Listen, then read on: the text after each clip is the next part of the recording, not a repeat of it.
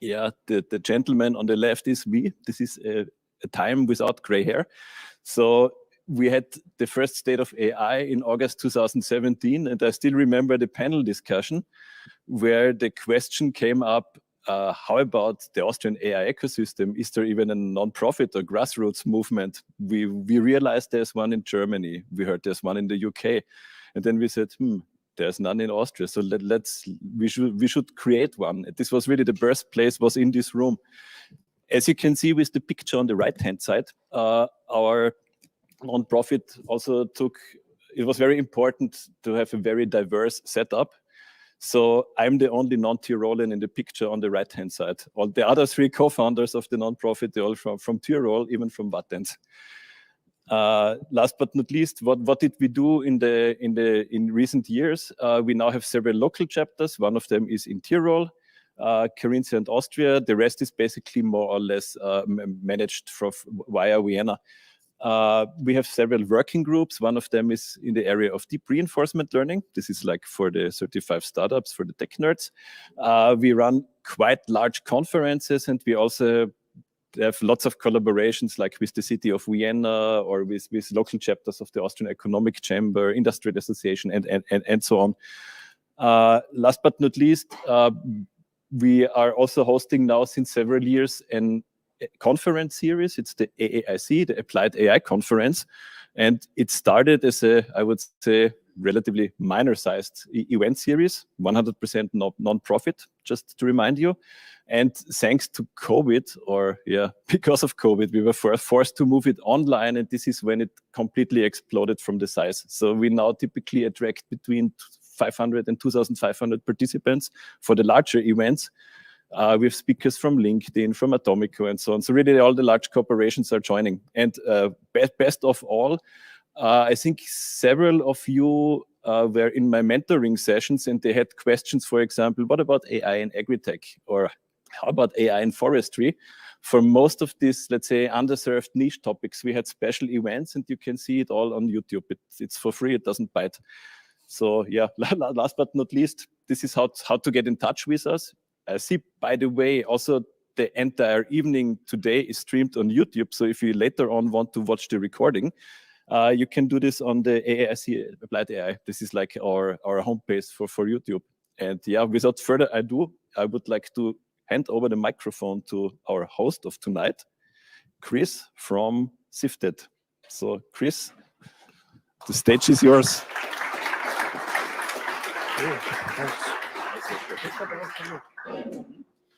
Thanks, Clemens, Viktoria. I'm one of the few people who hasn't got any slides, so you'll just have to really pay attention to what I'm saying. Like they said, my name is Chris. I work for a company called I.E.C.T, sifted.eu. Some of you are nodding, which is a good sign that means we're doing our job well.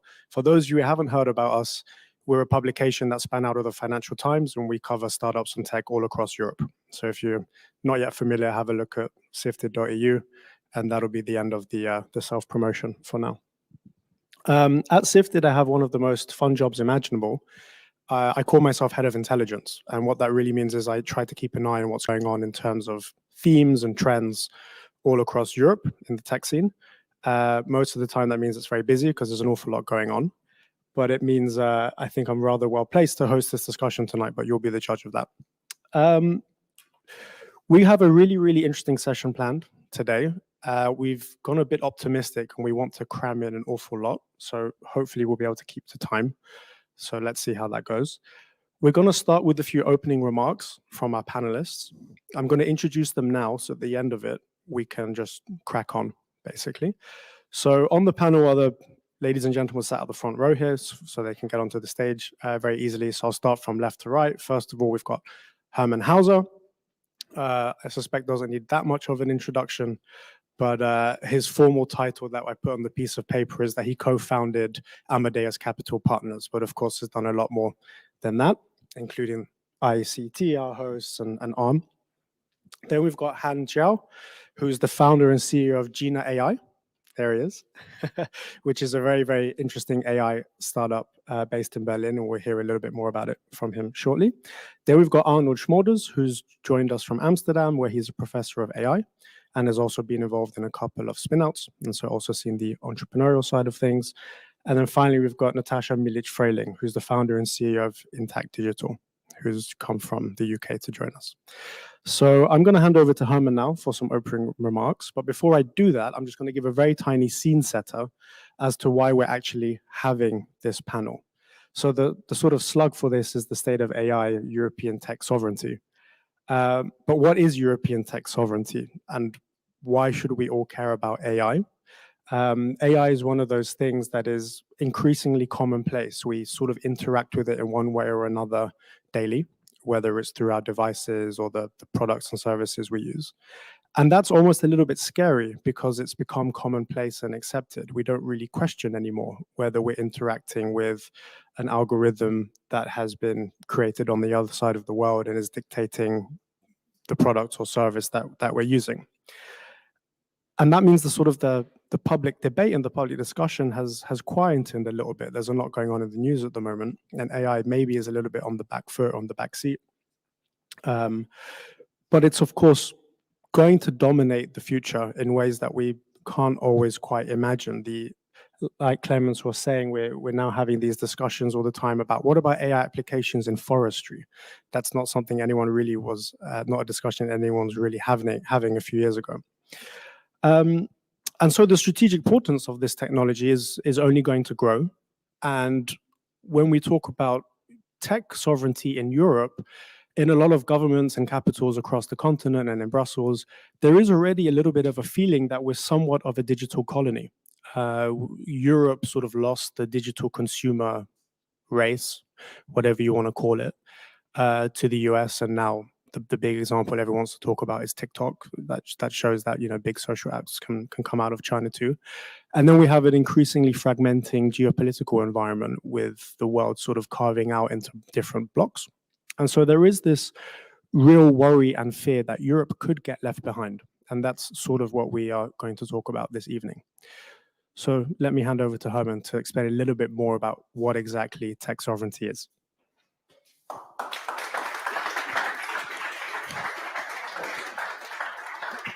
Thanks very much, Chris. We're very lucky to have you here because Chris really is somebody who's got probably a better overview of what goes on in Europe in deep tech than anybody. So many of the slides some of you have seen in my keynote when we started the IECT summer school, but I'll just want to remind you of 2 or 3 slides which are key. And the first one is, what is technology sovereignty and why is it important? Well, the key thing really is this issue about critical technologies that every country needs in order to run their government and run their economy.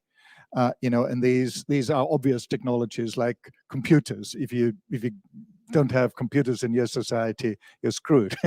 Or telecommunications. You have to have a telecommunications infrastructure, and 5G, of course, is the latest one. AI and machine learning we will talk about today. That's really the topic of today, but also synthetic biology, DNA sequencing, and blockchain and smart contracts are the sort of my 4 favorite ones, and there are lots of sub-technologies in each of these sectors that we've got to think about. Now, within AI and machine learning, it is really data that has become the bone of contention between countries. That's what Europe is trying to address with GDPR. So we will talk about that, where Europe actually is playing to one of its strengths. The things that we seem to be doing well in Europe is to set standards, because we're actually willing to listen what other people say, as opposed to the Americans and the Chinese. So the 3 questions every nation now has to ask itself is, do we have the technology ourselves? If not, do we have access to it from multiple countries so that not a single country can hold us to ransom? If we can't get it from multiple countries, do we have unfettered, long-term, more than 5 years, guaranteed access from a monopoly or oligopoly from a single country, typically the US and China?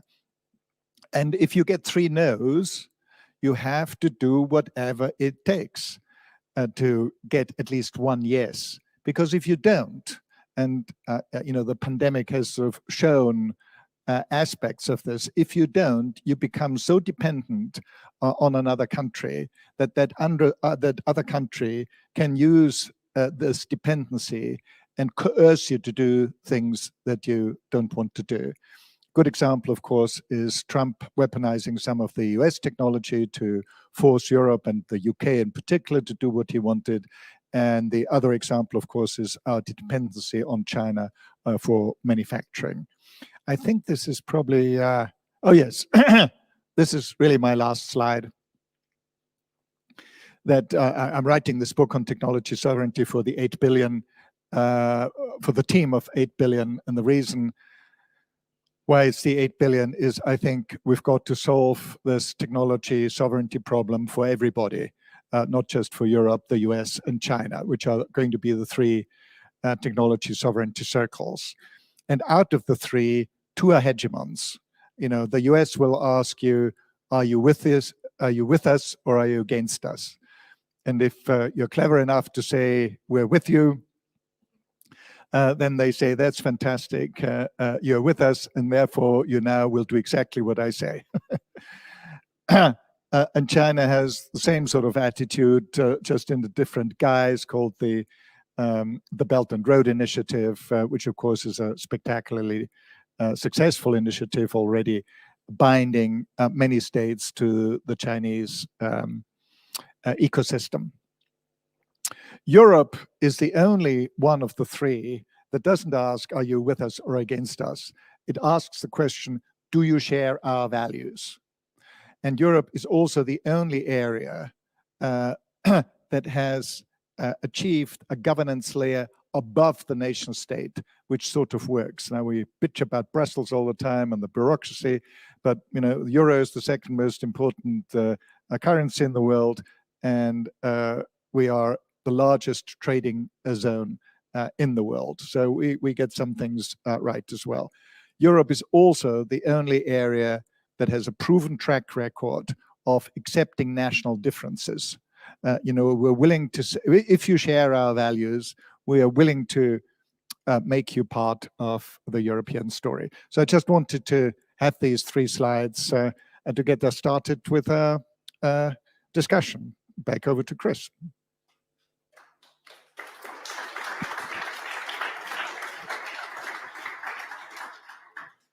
Thanks, Hermann. I'm just going to make sure we have the next slides set up for Arnold. Okay, so we're going to click through, and then actually Arnold is going to hop on stage and talk about technology and regulation. Thank you.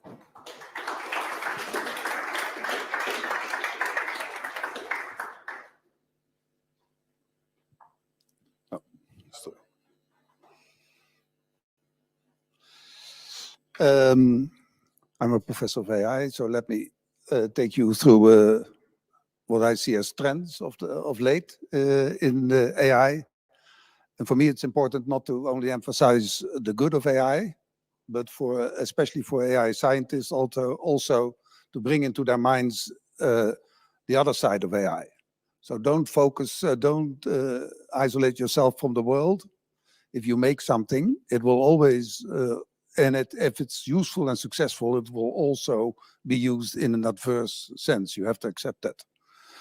The positive things I picked out is some machines are now better than human. For instance, for a diagnosis of breast cancer, you better go to a machine these days.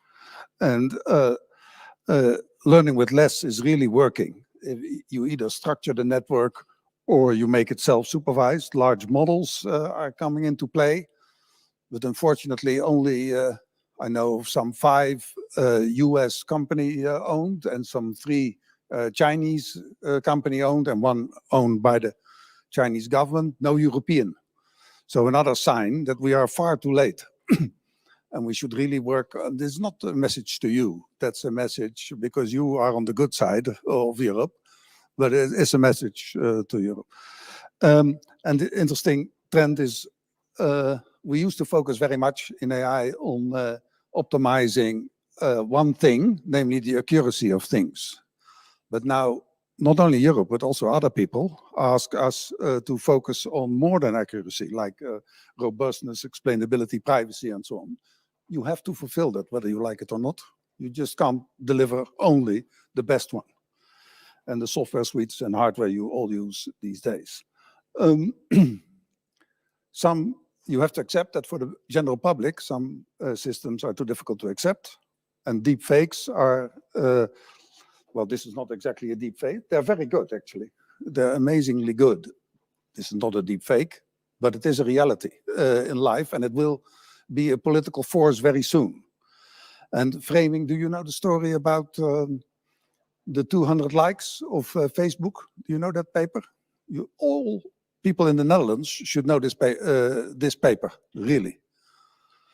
That from 200 likes, research in Stanford and Oxford, so let's assume it's serious, have reconstructed personal preferences.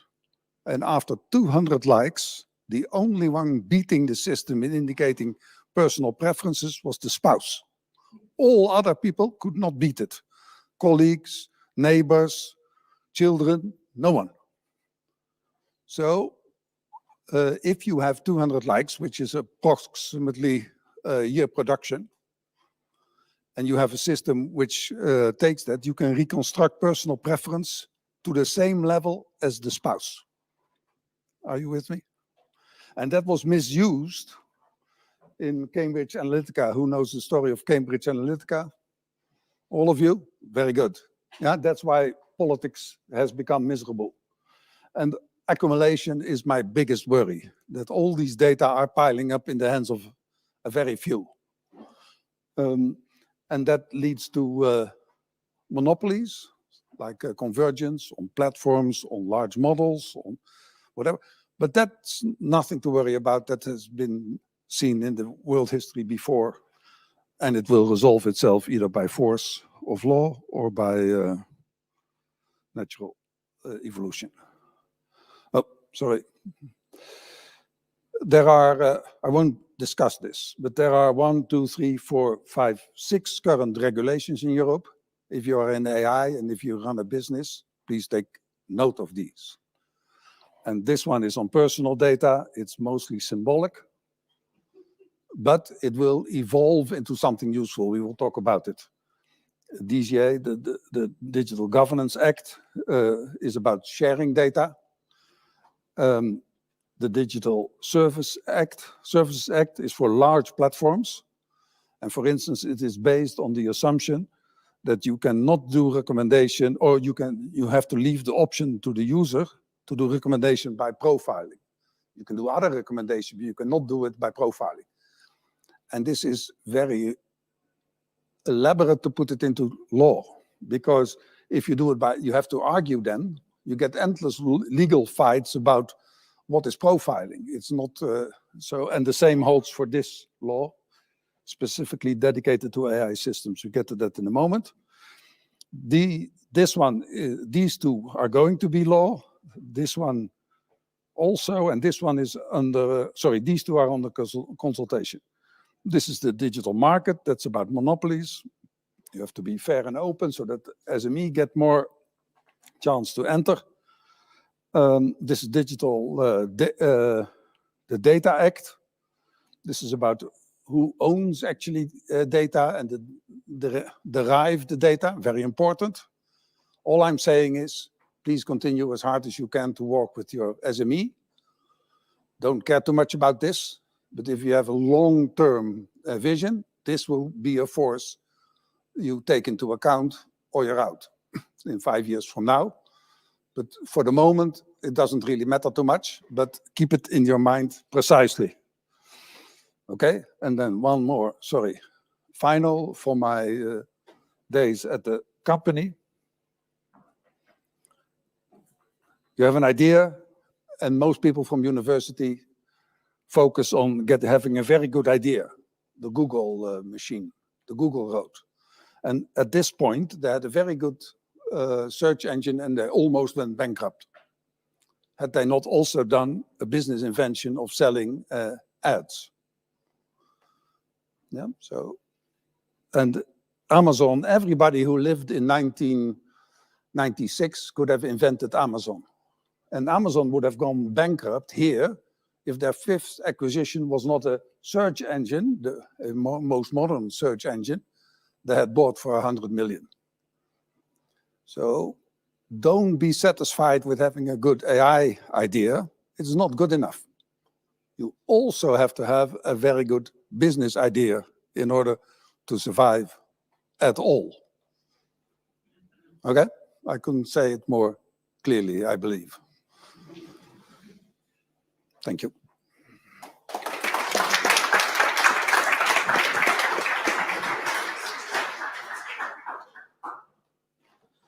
All right. Yeah, so I'm going to give a very short introduction about how I build a commercial open source. COSS stands for Commercial Open Source Software Company in Berlin, in Germany. So my background is completely different as the previous two speakers. So I'm just a founder like you, like many of you, like who are attending this summer school. So a quick intro about our company. We founded in pretty just 2 years ago, like in 2020 during pandemic in February. And right now we are growing to 50 employees all over the world. Our headquarters is based in Berlin, and we have people from work in China, people work in San Jose, in Bay Area. And we have raised $38 million since that, right? So we are also ranked on the top, like a CB Insights, very privileged AI ranking, like all, not only startup, all the AI companies. So we continuously, 2 years in a row in CB Insights AI 100. And we are also one of the Forbes DACH area, top 30 AI. And our investors spread over from China, US, like GGV Capital is of course very big US investor firm. Canaan also from US. Sapphire, SAP has a deep relation with Germany, right? And Mongo is also from Bay Area. And Untitled Capital is from China. So it's very diverse investor background, right? So what do we do here? At Jina AI, we build AI infrastructure for software companies that provide we are like a AI infrastructure software company to provide open source and enterprise solution for cross-model and multi-model applications on the cloud, right? So I want to spend just a few minutes to explain what is cross-model and multi-model, right? So there's some layout issues on this slides, but I think it should be fine. Right? So for example, if you Google a Mona Lisa fine art, and this probably is the results that you get, right? And you can also, so let's say if your input is a text, right? So this would be the output would be 4 images that Google finds you on internet, right? But you can also formulate this task in another form. You can also say, so instead of search, please create, right? So you can input as an oil painting of the Mona Lisa in the style of Van Gogh, right? Of course, this painting doesn't exist, right? It's just a create from AI, right? You can also switch the role between the image and text. You can also say the input is the image, and then you want to look for the output for the text, right? So then this task is called image captioning, right? So you give an image and try to find out what is the proper text description of this image, right? Or you can also formulate the task in another way, saying that I give you the image, I want you to find similar images, right?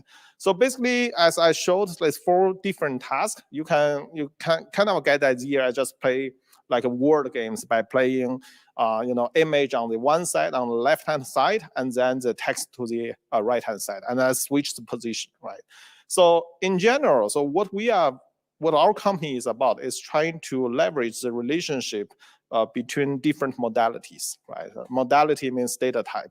And then we use this data type as kind of DNA to either power search or power creation, right?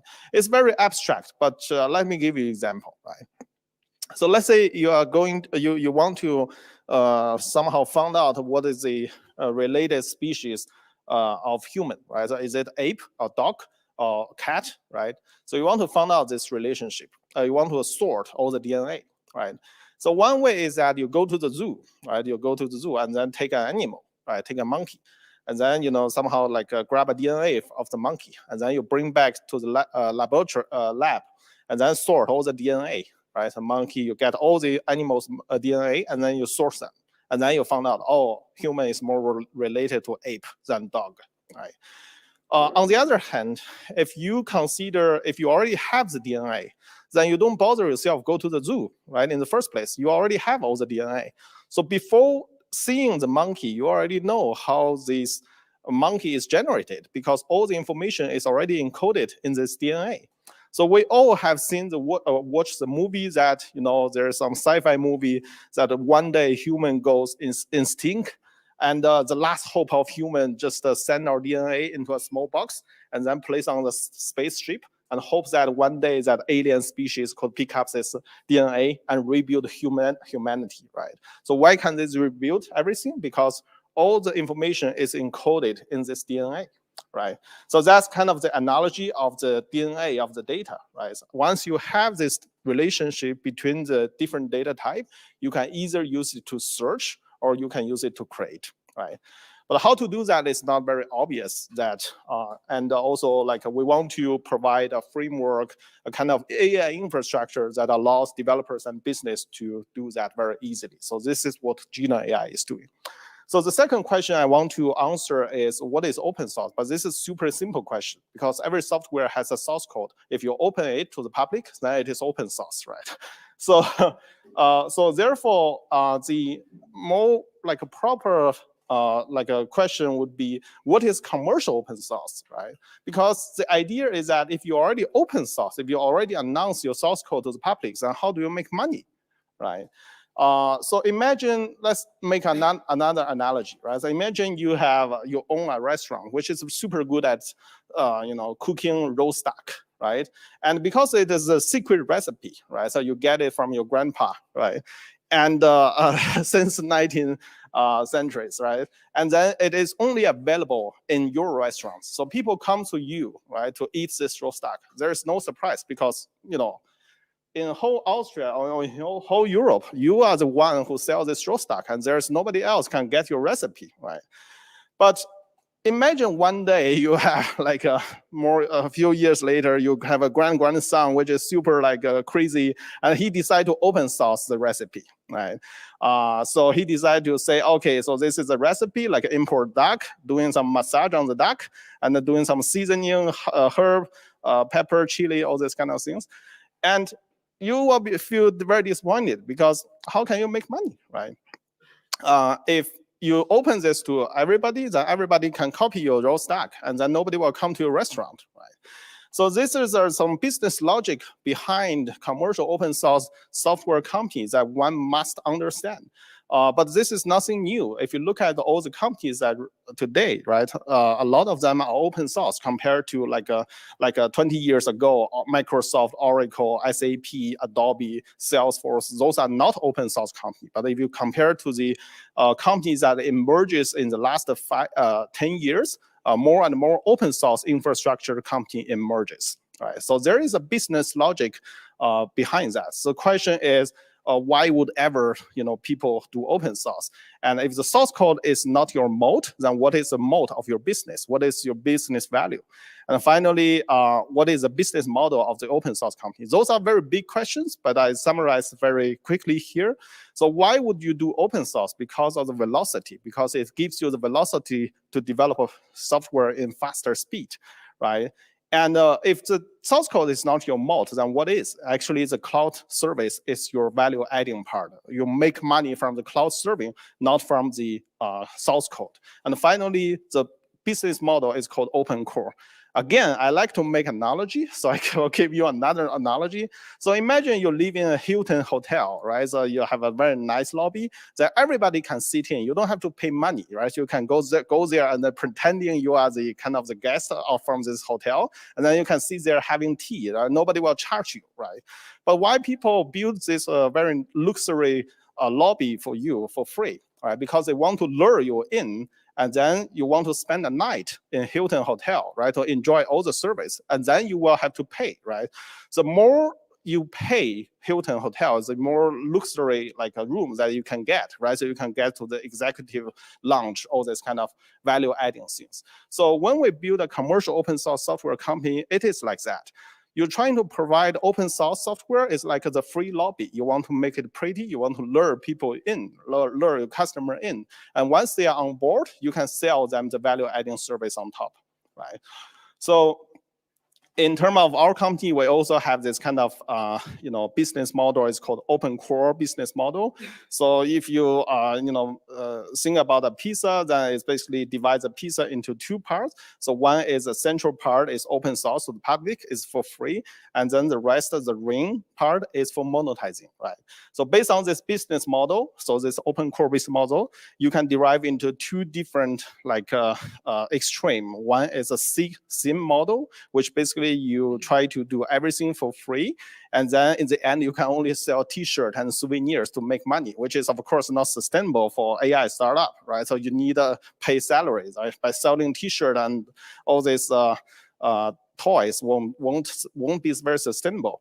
The other way is to go the other rounds, then go other ways, then you become very sick model, right? So you convert yourself in the traditional SaaS business, right?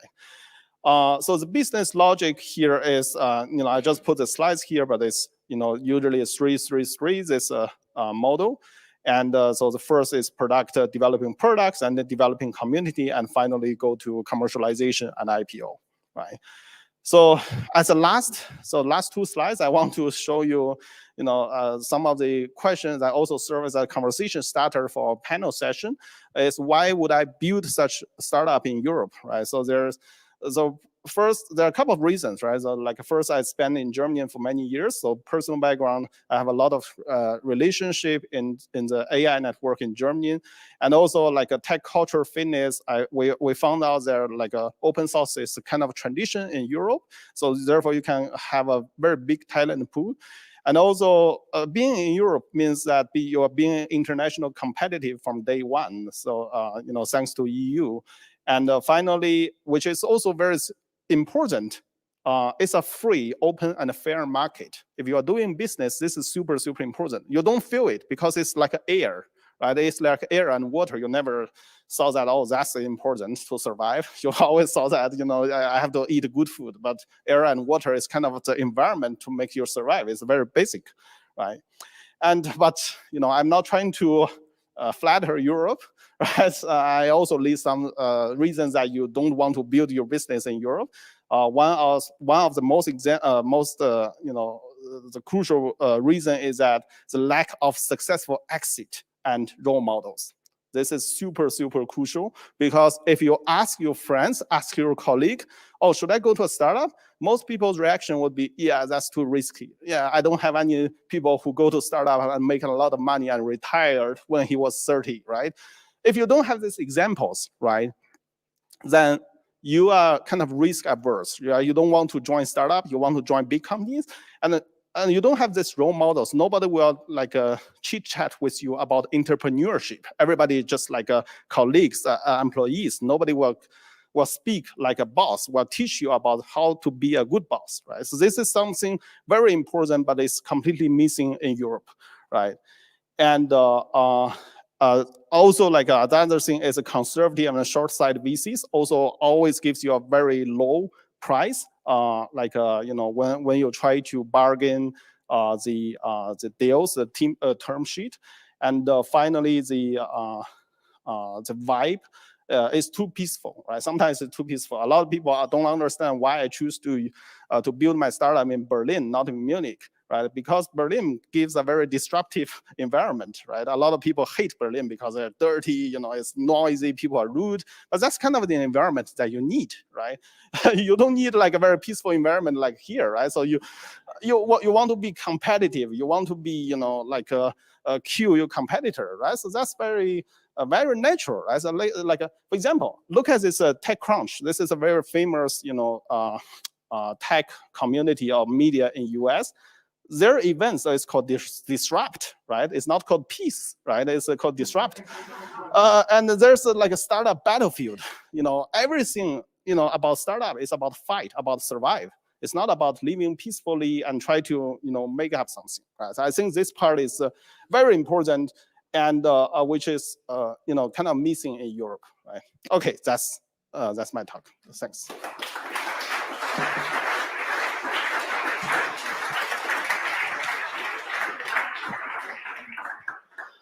Thanks, Han. Okay, I'm going to invite our panelists up on stage now so we can get into the discussion. Please come up. That was already a lot of content. I appreciate that it was a bit of a whirlwind tour there. This is being recorded, so all those slides will be on YouTube for anyone, for whatever reason, that wants to catch up. Thank you very much. Okay, we've got 2 mics. That's right. There will be a Q&A at the end, and that will also be recorded on the internet, just to warn you in advance. Okay. That's much better, actually, seeing everyone. So thanks for the introductions. Let's start with this question. We've taken it for granted that Europe is maybe a little bit too behind, or to use Hans' vocabulary, maybe a bit too peaceful to its big completing blocks. Is Europe really that far behind? Arnold's nodding vigorously, so I'm going to give him the mic. Yes. What worries me most is that the public-private investment in the US is tenfold to Europe. It's documented. In China, it's 6-fold to Europe. If you discount the wages there, it's also tenfold. So Europe is really leaving behind. It's not behind in science. There are equally many 1/3, 1/3, 1/3 for all. It's not behind in patents anymore. Neither is it advanced. It's also 1/3, 1/3, 1/3 approximately. And if someone is leading, then it's China. It's about starting a business. So you are in a very comfortable position because you have relatively little competition. So make the best out of it because you're the only ones. And how do we catch up? Well, of course, you're absolutely right. We are far behind, but I've been doing this for a while. So we were much further behind 10 years ago. So the way I tell the story is, if Silicon Valley is there, Britain is here, Europe is here, and Austria is there, that gradient was very steep not too long ago. The order is still the same, but the gradient has become a lot shallower. So one sign, for example, is for the first time in history, European venture capital gives better returns than American venture capital. And one of the aspects of capitalist society is that the money flows where the returns are. So, of course, you were absolutely right. We are far behind. We are a quarter of the venture capital per GDP in Europe compared to the US. But things are getting relatively better. So I wouldn't lose hope completely. However, I do agree with your last slide. This is still a big problem in Europe. One interesting detail that you might not be aware of is not only are we not behind in science, as you rightly said, but we're also not behind in startups. Europe actually produces more startups than the US. We do not have a startup problem. We have a scale-up problem. So that's one of the reasons why I'm so keen on the E.I.C., which I helped write the rules for, which is 10 billion for only deep tech companies in Europe. So the nascent, or the sort of sparks of hope are lots of startups, increasing amounts of funding, a closing of the gap, and then the piece that seems to come up more often than not of where Europe really is world leading is around regulation and having a stable business environment. Natasha, do you want to tell us a little bit about that? Thank you. Yes, really, indeed, Chris. What I really admire about the European community generally is this willingness of scientists to engage with the policymakers, and really that genuinely across the sector. So I can't speak at the national, international level. I just want to speak at the community of us who are innovating from research, scientific perspective, and also getting into ventures to bring good to the society. I think this is really where we have integrity and we have willingness to do things for good. So I'm not so worried about whether it's TikTok here and TikTok there. I'm really worried about how we're going to get this technology in the right hands, good people who can bring true value through the technology that we designed. I'm actually curious what the audience's view might be. So let's do a quick show of hands. Who actually does think Europe is behind in technology relative to the US and China? Because we take that for granted a lot. That looks like a majority. Put your hand up if you actually don't buy into that premise.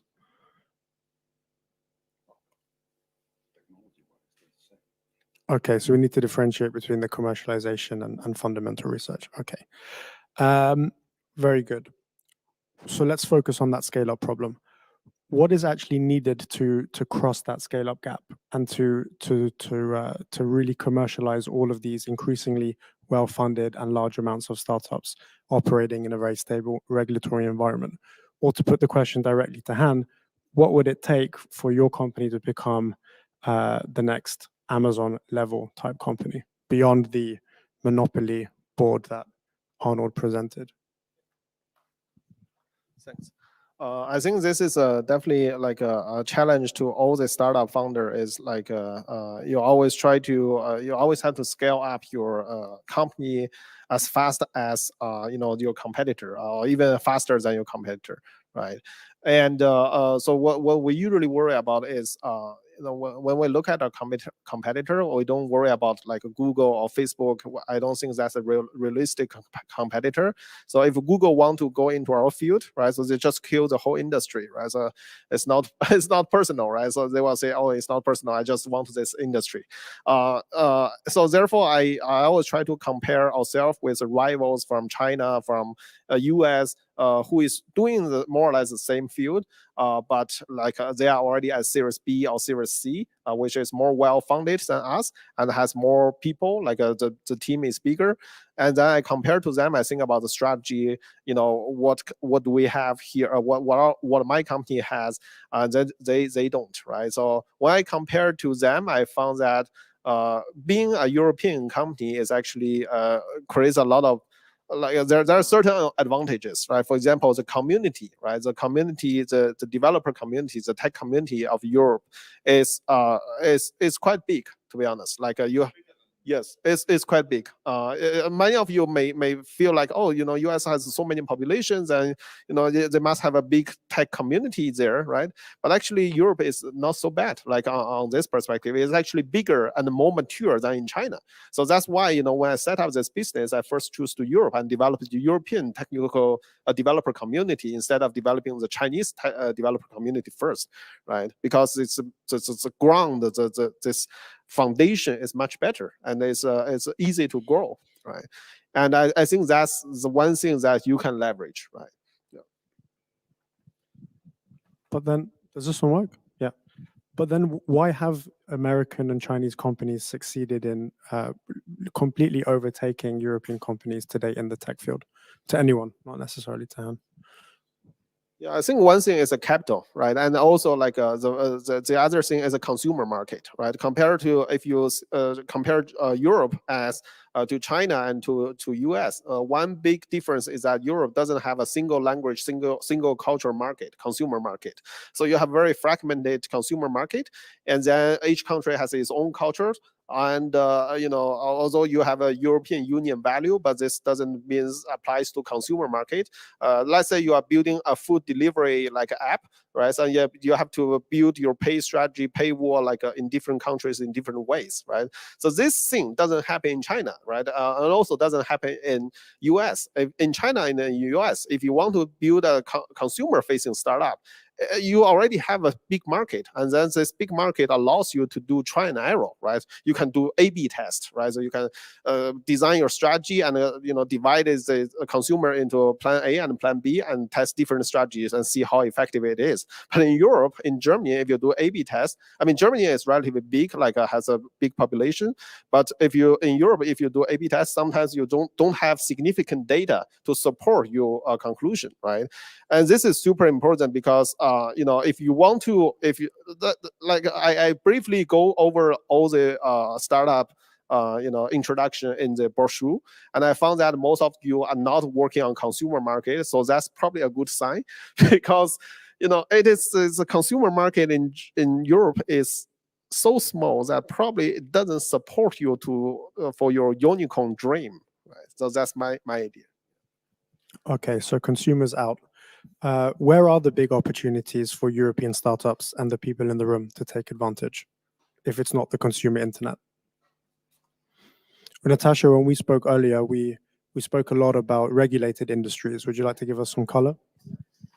Yeah, again, I like to take this because I really like to focus on meaningful applications, and I have seen lots of, among the participants of this event, lots of people really want to get into solving problems that are very difficult, and AI gives you that opportunity to go in and see how you can leverage the data that you've got and precisely carve it for the technologies that or sector that you want. My experience has been, say, in pharma sector. Somebody can say this is extremely conservative sector, so they're not rushing to adopt stuff. And it's a good reason. I don't blame them, because in fact, if I can't reproduce results of my machine learning AI algorithm, and that may affect the patient, I'm prepared to spend the next 10 years to make sure that the quality assurance is in place. So I just want to say, there are certain things that are missing. They're not relevant in many scenarios. I can create another Mona Lisa image or whatever, Van Gogh style, because it doesn't matter. But where things do matter, then we really need more research on quality assurance and quality control. AI at the moment is like explosive. You can control explosive, or you can just have it burst. We know how to create AI models. We know how to apply them in certain situations, but most of the time it's a black box. We need to learn a lot more before we can control what it does and control how we want it to behave. So I actually believe that there is a lot of quality in Europe. We have really good scientists and researchers, and they will be asking the right questions and bring the right solution to the market in the places where it matters. Maybe keep the mic, Arnold, because I'm going to direct the next question to you. Okay. But if we think about this problem of AI, there's really two things: the algorithm and the data set that you apply it on. Yep. And given that the consumer internet has been a sort of winner-takes-all environment, monopolies, if you like, all of these big data sets are outside of the European sphere of control. How do we remedy that? Well, that must be very well taken care of, and very soon. The fact that, for instance, you could wonder whether it was, if I were a regulator, I would still leave Facebook for free, because you have to really take into account. I've pled for calculating VAT on the data everybody takes, because it's a real value which is going over across the cables to the ocean. So it really should be balanced in its, especially when you take it from consumers. What I really can't stand is that that all the business strategic information crosses the ocean without anybody seeming to care. And that should, you should really stand up. And if you really want to scale, not only the money is important, but also a strategy where you are forming a platform which makes other people, and you pass away it for free. You pass it away, as you said, for free, because you have a purpose with the free. You have a purpose of improving the whole sector, after which people come to you, rather than you have to conquer them. So that's the real strategy for me. Scale up is not only VC money, scale up is also a good enough business strategy to invite everybody in, so that you, the owner, will get the profit of the development, the profit of the strategy, the usual tactics as we see now. Okay, so to summarize, because we're covering a lot of ground quite quickly, there's a lot of human capital in Europe, and there's no inability to apply algorithmic models to data sets. Correct. What's lacking is a bit access to these big consumer data sets, but in more regulated industries or where open source is involved, you can get data sets, right? The final component, I think, is hardware. You have to run these models on computers. Can I make one more comparison before we move into hardware, because it's an important topic? You know the difference between a Dutch basketball team and a professional basketball team? As soon as you have the ball yourself, as soon as the Dutch people do very little. They look around. And in the National Basketball League in the US, as soon as I have the ball, all my teammates starts to run. That's the difference.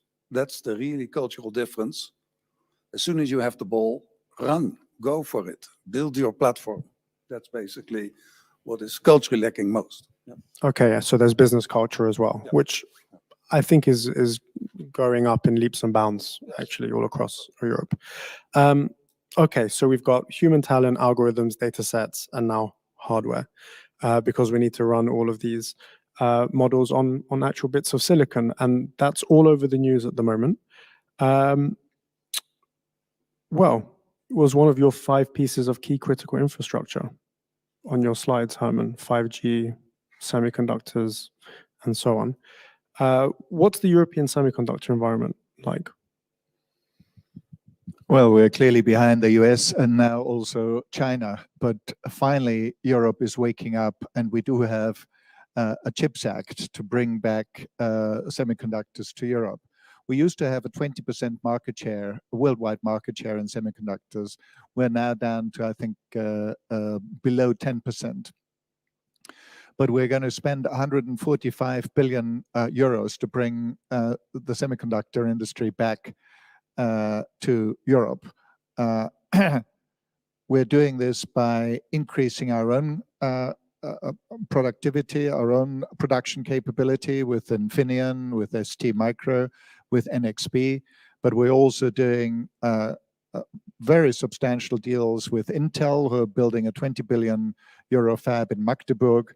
And in my opinion, Intel actually is the wrong partner. What we should really partner with is TSMC and Samsung, because they're the only 2 semiconductor companies in the world that can do 5 nanometer and below chips. So if you really want to be state of the art, these are the only 2 companies that can do it.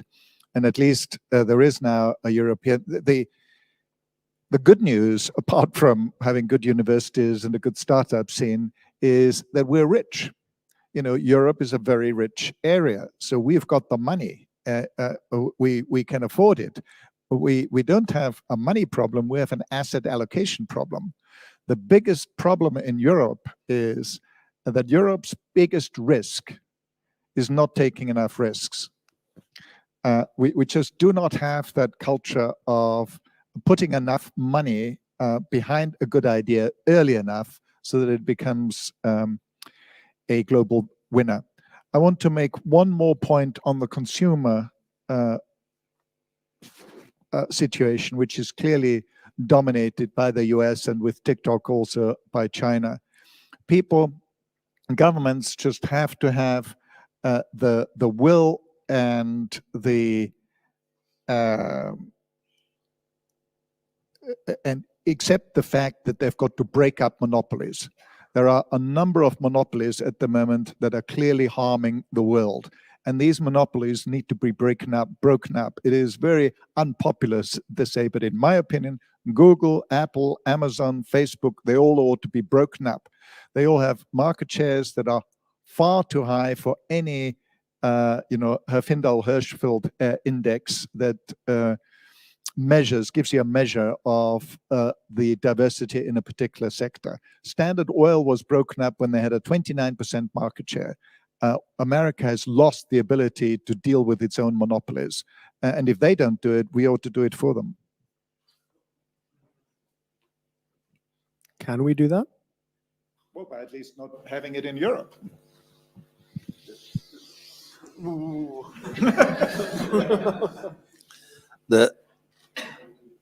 The answer by Amazon is that we are not a monopoly because we have only one model, sort of a retail model, but they go sideways. They've acquired One Medical to buy the medicine, and they've also they bought Whole Foods, so they're covering all of it in the full breadth of what you need daily, so to say. But if you look at the point, you need to be a vertical monopoly in order to be antitrust law. But if you look at it from the point of view, if you rotate it, and Amazon you consider to be a data processing company, for which the retail is only a sort of gimmick, then it is a monopoly, because it gets the most of its profit out of Amazon Web Services. It gets the most out of it. Do you know how much they make out of advertising on Amazon? The figures were published only last year for the first time. 30 billion is the advertising on Amazon. The retail delivers you nothing, as anyone, as your retailer at the corner of your street can tell you. Retail is 2% margin. It's something else, right? And that's why I agree completely that one way or another, either by natural decline or by your work or by governmental law, the power of the monopolies should be restricted soon. And my secret is you should strive to become one. Yeah, that's the very best. If I can just quickly say, my feeling is that every one of you ought to try to become a monopoly, and the job of the government is to make sure that you don't. But is the challenge not that we're talking about something fundamentally more complicated than pumping oil? You know, Natasha, you're talking about black boxes. The number of people who really understand how the latest machine learning algorithms work, and especially if you haven't seen the data sets they're trained on because they're in private hands. Is it actually possible? Like, are we asking too much of our regulators? Do they even understand what they do? Do we understand what we're actually talking about here? Maybe I should ask for a show of hands. I wouldn't put my hand up. Does anyone want to put their hand up to say with confidence they really understand how, you know, it all works and would be able to decide what's a monopoly, what's not, where to draw the lines? I'm seeing lots of furious shaking heads. So that's not a counter argument, only because politicians aren't stupid. You know? So only because politicians don't know what they're doing most of the time doesn't mean that we shouldn't help them do the right thing at the end. And I think there is no, in my opinion, there is no alternative to breaking up these monopolies, because they will just eat away on pretty much every single part of the economy. And you managed to give a very good example. What the heck is Amazon doing in the health industry? You know, they have every intention and likely capability of becoming the monopoly in the health industry now, just because they've got all the money in the world to buy up any of the health companies that they need to create a monopoly, and they've got the data set to do it with. So I think it is one of the fundamental questions of democracy going forward, that we make sure. I don't mind at all Amazon trying it. It's their duty to the shareholders to do the best that they can, but it is the duty of the government to make sure that they can't. And the American government at the moment, in my opinion, is not doing its job. One more point. There is hope, because we've got Lisa Khan heading up the FTC. So one of the reasons why America created these monopolies, because the FTC had a very simple rule of what is a monopoly and what isn't, to your point that the regulators don't understand what a monopoly is. Well, the FTC certainly didn't understand what a monopoly is, because the one criterion that they had is the monopoly doing monopoly pricing? Are they disadvantaging the consumer by abusing their monopoly and raising the prices? But here they have monopolies where the prices are going down. Well, this is wonderful. We ought to have more of it. That they screw everybody else in the process. You know, see Amazon, see Google does it much more subtly than Amazon and say Facebook. With Lisa Khan, who actually became famous with the Harvard paper on analyzing how Facebook is actually bad for America. And although they're fooling you into giving you something for free when actually they don't, she is now in charge of the FTC, and she's preparing a case against Facebook as we speak. So there is hope. But this highlights the nature of the matter. We're back to talking about American regulators who we don't really have any influence over. So going back to, that's the problem, right? So going back to our regulators, do they have what they need to be able to understand the problem in the first place? Are the definitions of monopoly fit for purpose? Like we're saying, a lot of the time, monopolies now result in better consumer pricing, which goes against the old definitions of monopoly. How do we set these new standards and norms? Natasha, you've been working with a lot of regulators. How does this happen? Yeah, I can just comment on the most recent stuff that has been done with both EU government and the UK government, really concerned about how to prevent harm to people from AI, not on the business model, not on the size of the companies, but truly on the functionality of that would reach out. As you know, I mean, we computer scientists actually messed up because the first deployment of AI systems, like face recognition and so on, instead of going to proper testing before things hit the crowds, we didn't do well. So then you got a gender bias, you got racial biases, and that was a really opportunistic move by, say, Google to try to push APIs out for everybody to use without actually testing stuff. So now we are paying the price because now we lost the trust. We have lost the trust that we can create technology that doesn't harm people. So what the direction of the government is then, well, let's put some auditors in place. So we start auditing the technologies before they hit the market. Now, fortunately, they're talking to computer scientists, they put the papers out and we can respond. We can start to reason with them what the transparency may mean in a reasonable manner, what would the bias mean in a reasonable manner, because, all these machine learning and AI systems are trained through data because we want them to specialize in certain things. Do you call it a bias or do you call it really a good model? So I just want to say there's lots of concepts there that are really hard to grasp by somebody who is not a technologist. So good thing is we have a dialogue, and at the moment, both the UK government and the European government seems to be quite aligned about what needs to be looked at. The only question is going to be, are they going to have auditors that are going to prevent innovation, or are going to be auditors who will be reasonable and then work with us so that we can still bring things to the market, not do harm, and make progress. Go ahead. Can I say so? Yeah. To some degree, European regulators start to be effective. As in, practically overnight, the Data Governance Act was accepted, and it will be passing into law. The Data Act will be passed into law. So it is still very much scattered, as you will agree.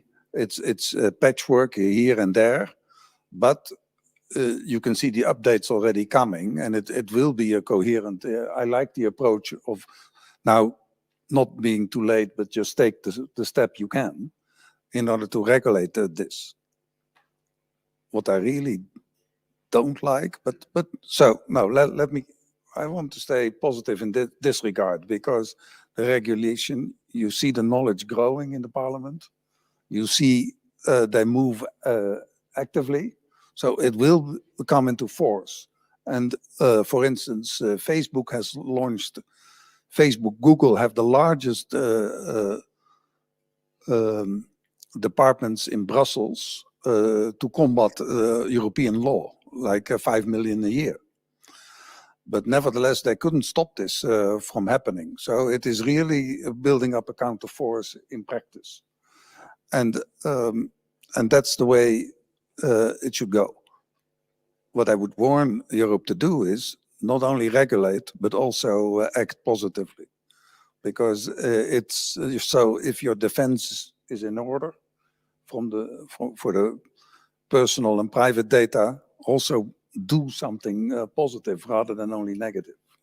So regulation in the end is always negative. If nobody commits a foul during a soccer play, then basically the empire is useless, right? So the regulation is always a negative force. It stops the play. but you can use the opportunity because you know it's going to be there. I said to you, in 5 years, it's a real force in your company. Take all the time and all the opportunities you have to build very quick and fast until that time. Han, I want to ask you, as someone who's building AI applications, who should be responsible for the end result? Is it the market norm set by the dominant companies? Is it the government of the environment you have your company based in? Is it the government of the area to which you sell? Should there be independent auditors like we have for accounts? Is it just up to the values set by the CEO of the company? It's a pretty complicated thing. How do you think it should look? So as a startup founder, I would put like the clients, right? If the clients are complaining about my data, the misuse of my data, misuse of their data, then I will take it seriously more than like the government forced me to do, right? But isn't the problem that you don't necessarily know how your data is being used? How would they know? I mean, so usually like so this is a different question. Like for example, in our company, right? So everything is open source, so they can know how the data flows, where the data is being processed. But we also, like for example, we implement telemetry in our software. Telemetry means that you can track how the user behaves, but also provides a way that user can opt out. That means you don't track user data. So the telemetry is very kind of like a controversial, because most of the software company in US, they introduce telemetry in their software in order to improve their software, right? But telemetry can be also abused by analyze by tracking user IP and all these kind of things, and to analyze user behavior, right? So in this case, if the client complains about this, I would take it very seriously. Like we provide opt-out. We only, for example, store your data for certain couple of days or certain couple of hours. I think this is more direct than compared to the the macro economy, all these kind of things, right? So in a word, transparency, to know how your data is being used. Yes. Do you think that would apply well to consumer applications as well?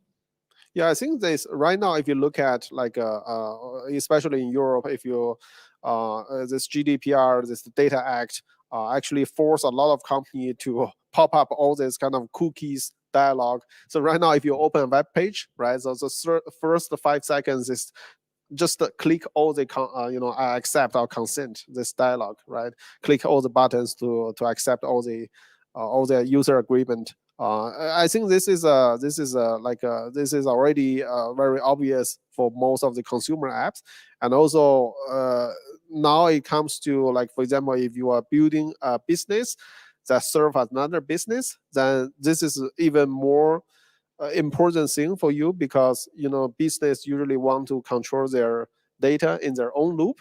So instead of hosting their data on your side, they prefer to close the loop. They prefer the data computation, everything happens in their own cloud or cluster. So in this case, it not only affects how you, the selling strategy or the complaints on legal things. Sometimes it even affects your business model, right? So for example, previously you design some subscription model which is perfect for people click the button on consent, and then you have their own all the competition data storage on your hand. But let's say you go to European market and none of the European business likes this way, right? They all want to have kind of self-hosted kind of model. That means computation storage must happen inside their company, not your company, right? In this case, all your subscription business model is just ruined. You have to start over. You have to think about how the product is going to be redesigned to make it self-hostable, right? So this is so the data problem is not only about like a legal or transparency or ethic, this kind of things. For startups, it's even related to your product, from the very first product design to business design to business models, right? Han, I would just like to say that to me this looks like a self-correction, because what happened in the United States is the Wild West. They just grab our data and they went as far as they could. So the answer to the question of who should be regulated, I do feel that ideally, maybe utopia, but it should be self-regulating. And I actually have a great belief, and I'm so thrilled that new generations are more responsible. They do care about Earth. They do care about climate. They will care about the privacy. They will care about the future of their children. So I have a faith that this kind of self-regulation will come in because of the values that we have in Europe. It's deep values. These are democratic values. We have ethics centuries ago. I was working at University of Nottingham as a chair of data science. They gave me to teach ethics for 5 years. I was teaching ethics course to the third-year students, computer science. Do you know what told me? They said, Natasha, I wished I had this course the first year. I sinned so much. What did they do? They took the data. Ethics, professional ethics for computer science very clearly says you should not do anything to jeopardize privacy of the people who are serving. So you can read ACM guidelines. So all of these companies, they're all in computers, they're all engineers, computer scientists. You cannot legally chase them, but you can call them unethical. And they are unethical because they did not abide by the professional guidance. It is professional code of conduct for computer scientists. Okay, we're getting optimistic again. That's good. We're about halfway through, so I'm going to do a quick summary on what we think as a panel it would take for Europe to reach European tech sovereignty. The talent. We have good universities, good research, not the main problem.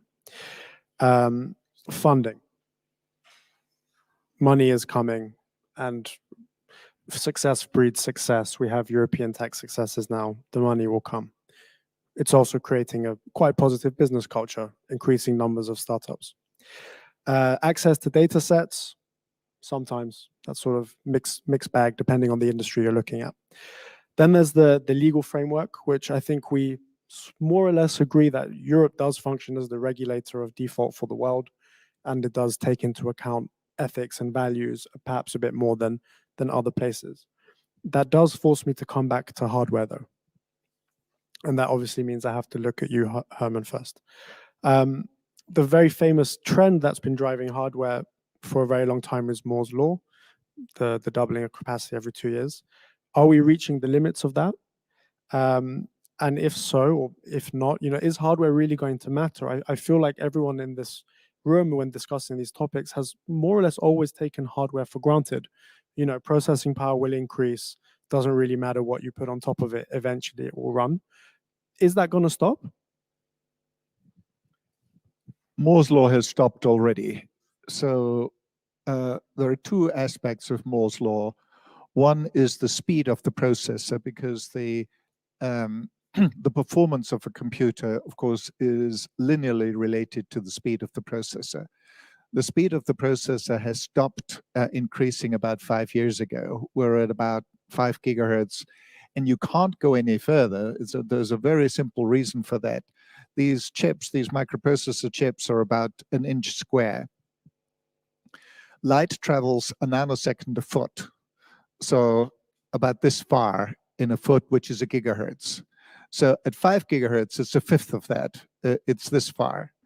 The speed of light is only about 50% of the speed of light in vacuum is twice the speed of light on a chip. So it's this big.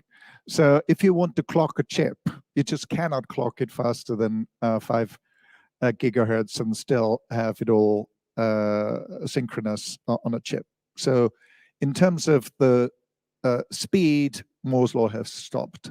In terms of the number of components that we can put on a chip, we're still doing all right. So we go from 5 nanometers to 4 nanometers, 3 nanometers. People even talk about 2 nanometers, which, by the way, has nothing to do with 2 nanometers anymore, sadly.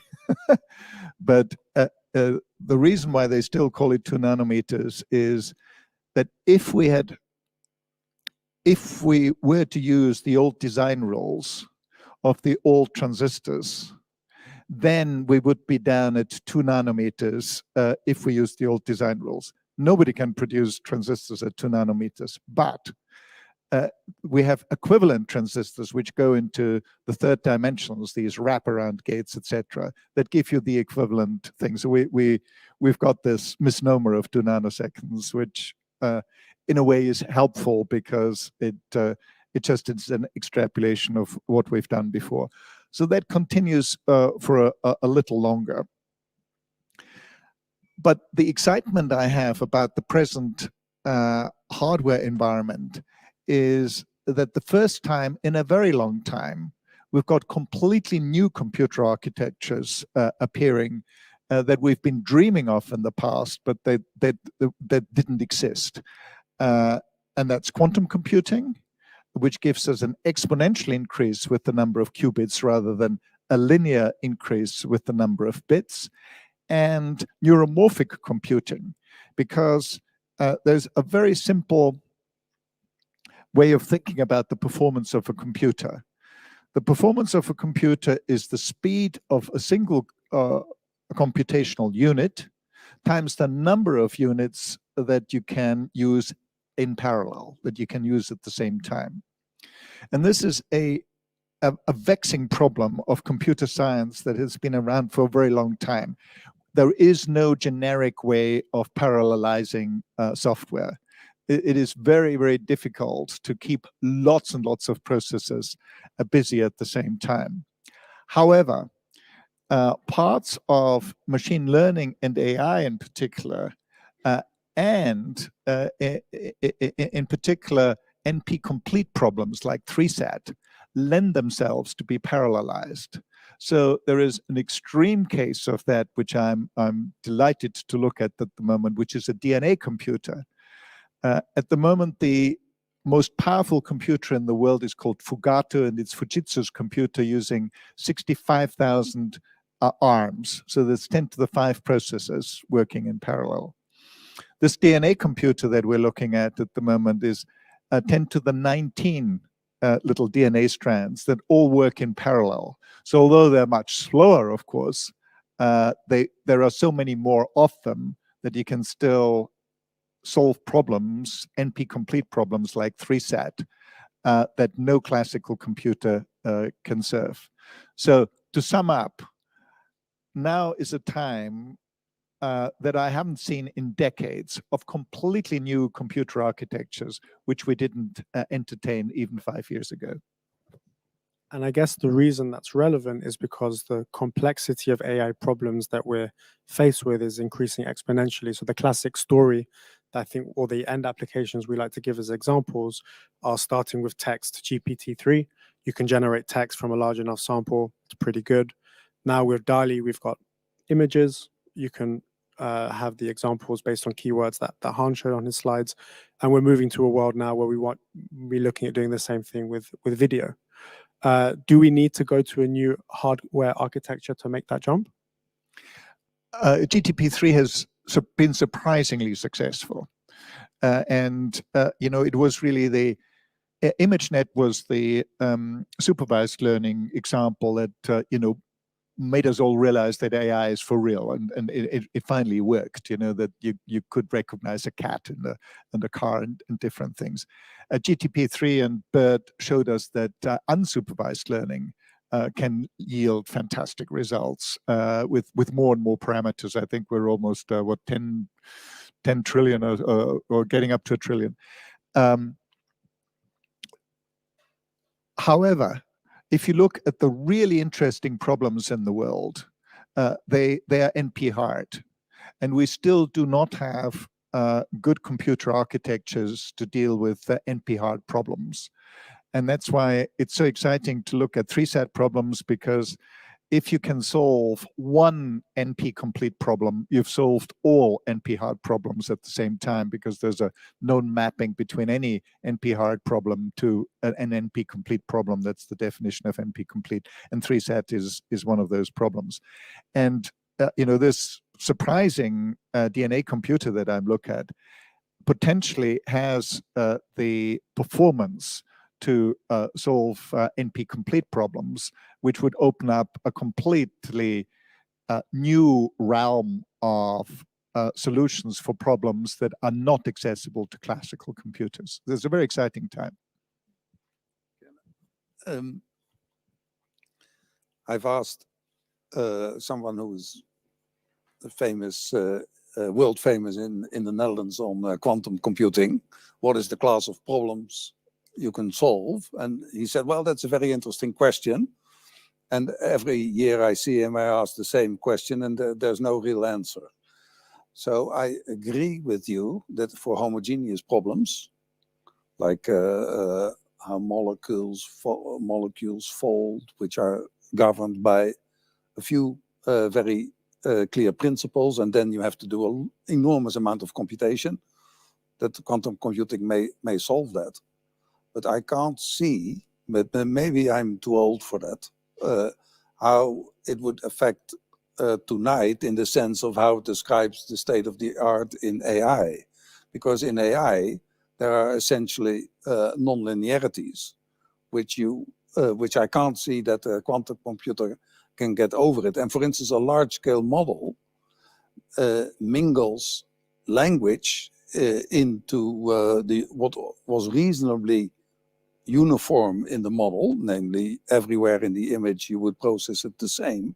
And now large-scale models say, no, you don't have to do that. You have to do this more like this and that more like that. So in other words, you're bringing in lingual instructions into how to process an image.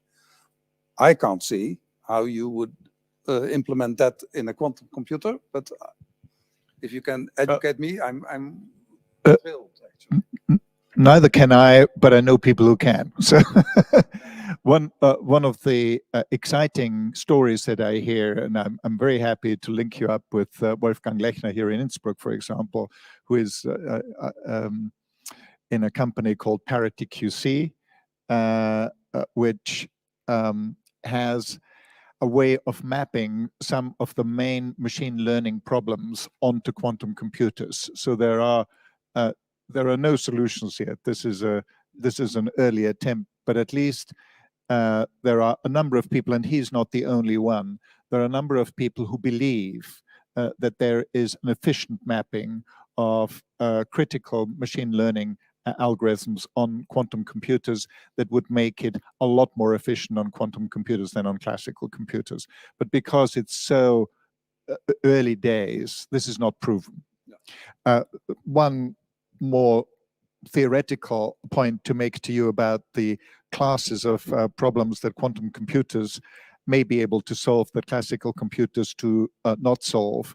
There is a complexity class called PQP for bounded quantum polynomial time, which is not proven, but is believed to be a bigger complexity class than non-deterministic Turing machines. Complexity class is definitely the right word for that. I think it's going over a lot of our heads, mine included. So to bring it back to tech sovereignty, if quantum is the next big thing, and we've been hearing quantum is the next big thing for quite a while, so that's what I'm going to say. If and the DNA computer sounds completely awesome, but doesn't exist. If these things do mature and come to fruition, do we have a sense of whether Europe might be well placed to get ahead in those areas relative to the other main blocks we're talking about, the US and China? Nodding. Okay. Should we leave it at nodding? Yeah. Okay. There's a but. Is it a good but? Well, the but is that this guy I was referring to has a 10-year contract in Delft, the Netherlands, with Microsoft. So that's Delft is a good example. Delft is one of our great quantum computing centers, and it's not the only one. We've got quite a few world-class quantum, and interestingly, Innsbruck is another one. Innsbruck has not one, but two world-class quantum computing centers, one theoretical one under Peter Zoller and one experimental one under Rainer Blatt. So, and there's one in Paris, there's one in Munich. So we're strong again on the R&D side, but the only companies that have raised more than 500 million are actually a British company that had to go to the US, which is PsiQuantum, and another American company called IonQ. They all have over 500 million in there. So that's back to the finding enough money for these things.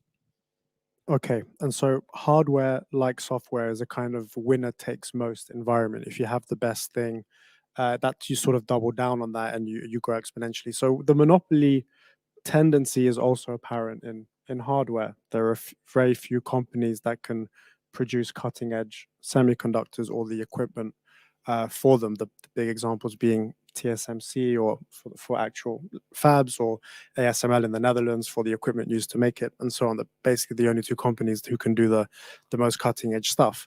And the reason I'm bringing this up is because I think our final topic before we go to Q&A has to be politics, because it's so much in the news. And the big question is Chinese tech sovereignty. You've got this kind of arms race going on across the different blocks. It's becoming a very politicized topic. Do we think, and at the moment only Taiwan is capable of producing the latest generation of semiconductors, and Samsung in Korea. Two questions really. Can Europe get there by itself? And subsequently, can China get there by itself?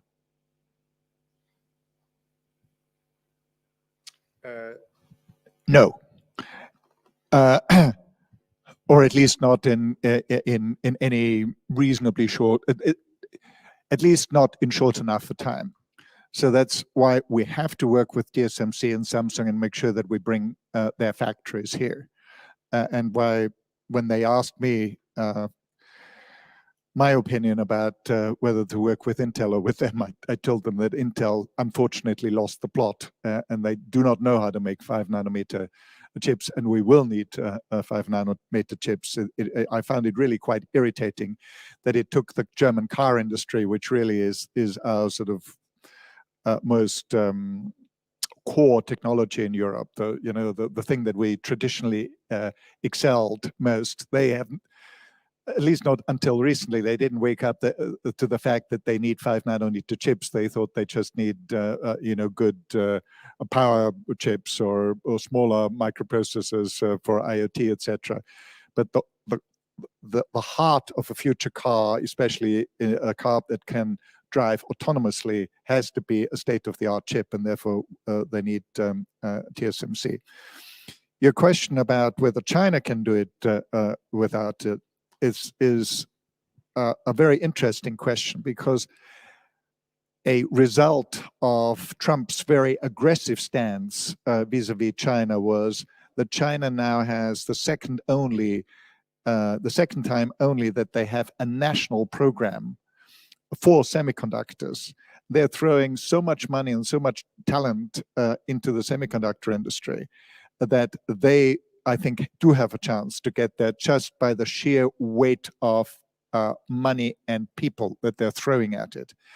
And SMIC, which is the largest Chinese semiconductor company, now actually knows how to produce 7-nanometer chips. So they are actually not far off TSMC.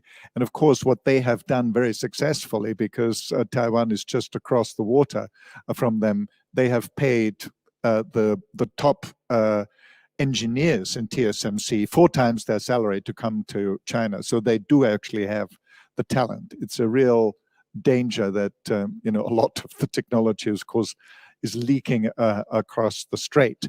Therefore, I think the right strategy with respect to China is not confrontation, but engagement, to actually work with them, because eventually they'll catch up with us. So we might as well do it together with them and make sure that some of their factories are also built and work together with us to build them in Europe and the US. But it sounds like Europe is then faced with who it wants as strategic partner in terms of strategic technical autonomy. Because the answer to the question wasn't, well, Europe can do it by itself. So it's a question of working with either American or Asian companies. Yes, and work with both of them. I mean, I'm not against the Intel thing. That's not a bad thing, but it's not enough. We also need 5 nanometers, and we need to work with TSMC and/or Samsung at the same time, because the real solution, in my opinion, is actually the meshing of all these my talk on technology sovereignty is not to create fortress Europe, but to make sure that we have relationships with both the US and China that are symmetric. It's the asymmetry of certain sectors that we have that creates the dependency, and that's what we have to avoid. Makes sense. Anything else from the panel? Otherwise, I think we can open up to Q&A shortly. Oh, okay. For me, the hardware is important, but not the only thing. The data is what you want to get hold of. And if I were to grow a company, as I am, then I would be worried most about getting enough data and forming a platform to invite in others, so that I would form my own tiny little monopoly. That is a very fast way to grow your company, in full respect of that we need in the far end. We need also more hardware. It's not the only thing. If you take out this dual responsibility of you, that we need hardware in the future in Europe, as well as to take care of our own data, then we've delivered a complete message as far as I'm concerned. Sorry. So I like to complete it with another other layer, and that's software. Okay. So we have hardware, we have software, we have data. And I'm mentioning this because I lead INTAC Digital, and we started INTAC Digital exactly because the software becomes also too fast. And for AI, it's absolutely critical that we can do reproducibility of AI, which means that we need to keep this environment, software environment, stable. So you can go back 10 years or can go and reproduce results, because without reproducibility, you don't have a notion of quality. And without quality, you don't have quality control. So without, I would say, without a reproducible AI, there is no responsible AI. Yeah, so that's how I would just close this hardware, software, and data. Okay. Any questions in the audience? Or probably need somebody with a microphone. Yeah, I think we're microphone limited, so I'm going to have to do it. So I'm going to give this to you. No, don't worry, I'll come to you.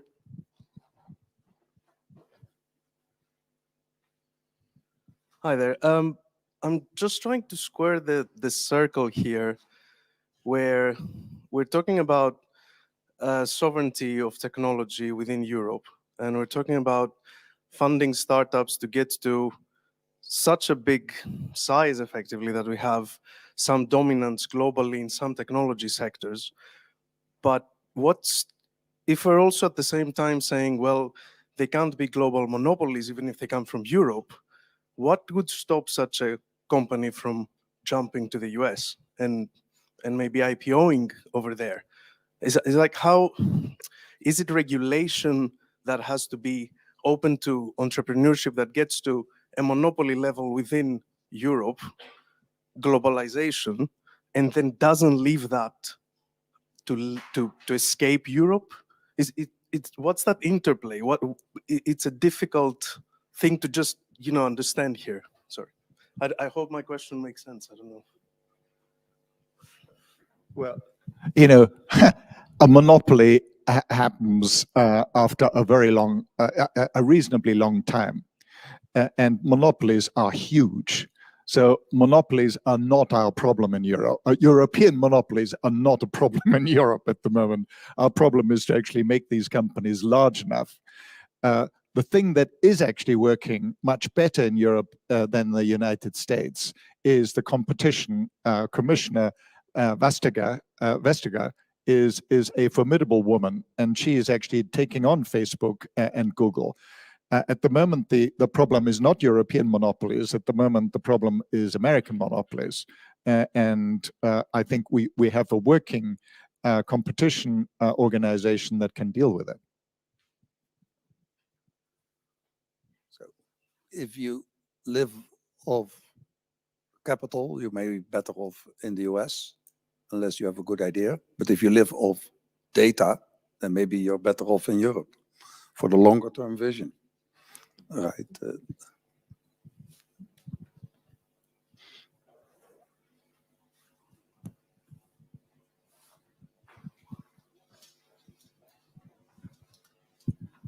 Thank you all the panelists for the great insights.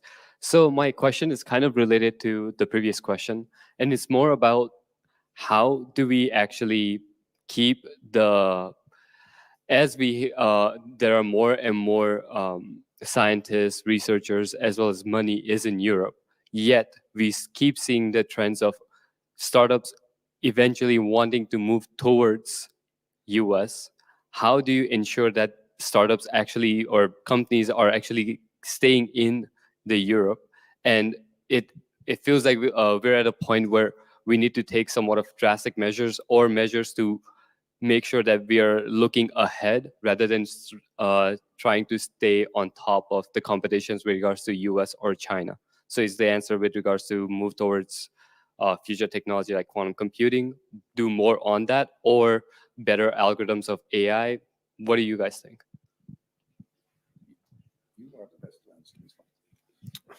I was going to point to Han because you previously worked in China for Tencent, and you've raised mostly from American investors, yet you're sat here in Europe, in Berlin. So has the gentleman's question, in your eyes, sort of already been solved, or is there, I mean, being facetious here, is there still a lot to be done?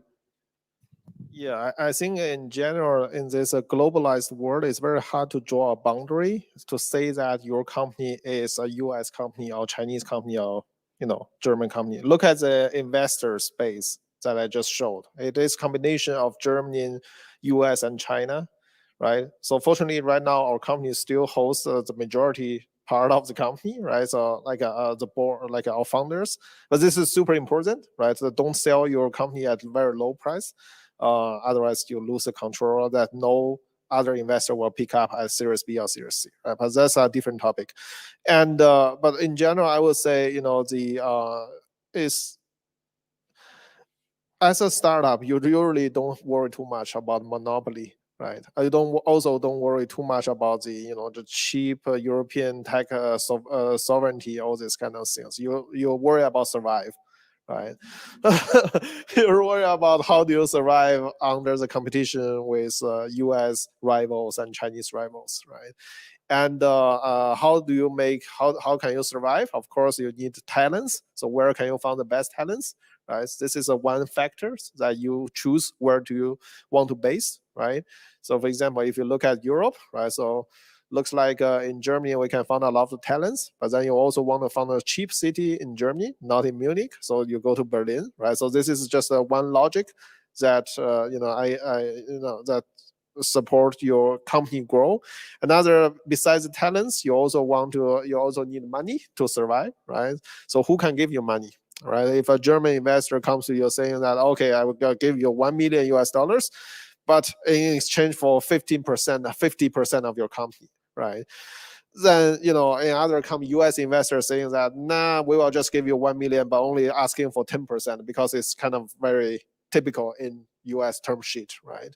Then you of course go to, sign the term sheet from US, right? So you are not stupid and you need money, right? So also the investor is also not stupid because if they ask you for 1 million and then exchange for 50%, then he knows that he basically owns your company, right? Nobody will pick up in the next round, right? And so these two factors actually are worries. Usually, you as a startup founder, this worries you have to worry this more, right, compared to other things. Right? The one thing I will add just whilst the mic is moving is I think at the early stage, this problem has more or less been sorted. A lot of American investors are deploying in Europe, and the pandemic did a lot to sort of erode those physical barriers. At the earlier stage now, I'm pretty convinced there is a lot more money in Europe than there are ideas. At least that was the case at the sort of peak of the market. There's a bit of a slowdown now, I suspect temporary. I guess the real problem is when it comes to listing and the IPO market, and that's where the scale of the capital markets in the States really can't compete. It is quite fragmented in Europe, and that's maybe a topic for another panel discussion. So where you're planning your IPO at the Vienna Stock Exchange? Yeah, so Precisely. Yeah. That was a question to him. Yes, yes. So, I mean, if you ask a founder, what is your goal? Of course, a successful exit the company is the goal. If you ask a founder that doesn't give you this answer, I would say it probably doesn't like think it through, right? So, in New York, right? Yes. Yes, yes, because this is what I said in my slides, right? I think that the Europe lack of role model. You don't find role model. You don't find a path that you can follow. There's no one teach you, right? I mean, in Germany, like nobody grow as fast as we do. You know, as a startup, as Series A company, we raised 30 million US dollars for Series A, which is like put our valuation super high as a Series A company. But then, who should I learn? I need a role model. I need somebody to to discuss what's the next step. But since all your rivals in Germany and in Europe is like slower than you, of course you have to find more competitive, more stronger, more faster rivals from US, from China. Right? So if you put the scale of our company versus US company versus UI rivals, they are, you know, it kind of it's not big, right? The 30 million US dollar for Series A is not big, right? And there's a couple of people that you can follow. You can learn how to do the next step.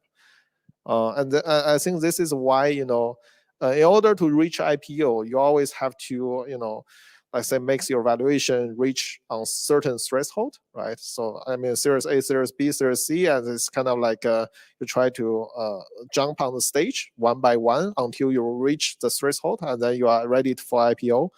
But this path is not obvious for a lot of European startups, right? You also don't learn that from university. I came from Technical University of Munich, which is also a very good university. Like the university slogan is a university for entrepreneurship. But I didn't learn any entrepreneurship there. I just learned a bunch of engineering stuff, right? And so this is something that I found is also a lack, you know, missing part in the education. We are trained to be very good researchers and engineers. But in terms of the stock options, in terms of how the company runs, in terms of what is the path that sends you to IPO, there's no guidance on this. Yeah.